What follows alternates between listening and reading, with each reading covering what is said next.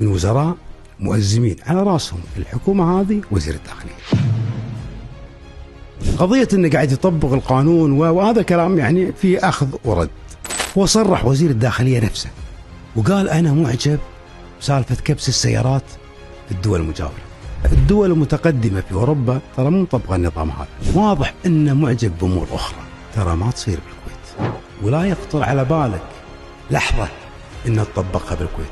في شغلة عندنا بالكويت مو عند الدول المجاورة، اللي تكسير الوزراء، تكسير الوزراء، تكسير الوزراء. ولذلك أنا أعلم بشكل رسمي كلام محمد صباح السالم باكورة التعاون على رأسها موضوع استبعاد الشيخ فهد اليوسف عن الحكومة القادمة.